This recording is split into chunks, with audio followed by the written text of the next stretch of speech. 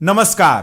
क्या भारतीय शेयर बाजार का सबसे मजबूत खंभा ढहने वाला है? क्या वो रिटेल निवेशक जिसने पिछले 6 सालों से हर गिरावट में बाजार को अपने कंधों पर संभाला, अब मैदान छोड़कर भाग रहा है? एक ऐसी सनसनीखेज रिपोर्ट सामने आई है जिसने दलाल स्ट्रीट के दिग्गजों को हिला के रख दिया है। 6 साल में पहली बार रिटेल निवेशकों ने बाजार से दूरी बना ली है और वे अब शुद्ध खरीदार के बजाय बिकवाल बन गए हैं। आज के इस बेहद हाई एनर्जी और चौंकाने वाले बुलेटिन में हम उस डरावने आंकड़े का पर्दाफाश करेंगे जो ये बता रहा है कि आखिर क्यों आम आदमी का भरोसा बाजार से डगमगा रहा है। वीडियो को अंत तक देखिएगा क्योंकि आज की ये खबर आपके पोर्टफोलियो और निवेश की रणनीति को पूरी तरह बदल सकती है। नेशनल स्टॉक एक्सचेंज यानी एनएसई की ताजा रिपोर्ट ने एक बहुत बड़ी चेतावनी दी है। वित्त वर्ष 26 में रिटेल निवेशकों ने कैश मार्केट में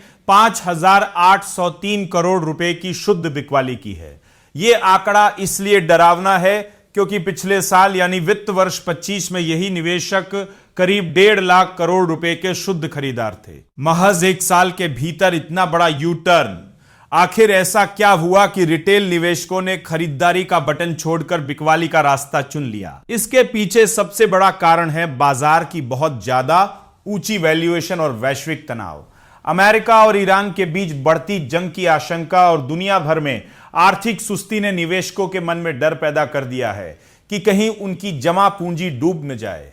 लेकिन कहानी में एक जबरदस्त ट्विस्ट है। जहां एक तरफ रिटेल निवेशक सीधे शेयर खरीदने से डर रहे हैं, वहीं आईपीओ यानी प्राइमरी मार्केट में उनका पागलपन अभी भी जारी है। वित्त वर्ष 26 में प्राइमरी मार्केट में निवेश बढ़कर 42,608 करोड़ रुपए हो गया है, जो पिछले साल 34,336 करोड़ रुपए था। इसका मतलब साफ है, निवेशक बाजार से पूरी तरह बाहर नहीं हुए हैं, बल्कि वे अब बहुत ज्यादा सतर्क और चुनिंदा हो गए हैं। लेकिन चिंता की बात यह है कि कैश सेगमेंट में निवेशकों की संख्या 37.7 मिलियन से घटकर 35.8 मिलियन रह गई है। यानी करीब 20 लाख निवेशकों ने बाजार से किनारा कर लिया है। डेरिवेटिव सेगमेंट यानी F&O में भी भाग लेने वालों की संख्या 10.6 मिलियन से गिरकर 8.5 मिलियन पर आ गई है।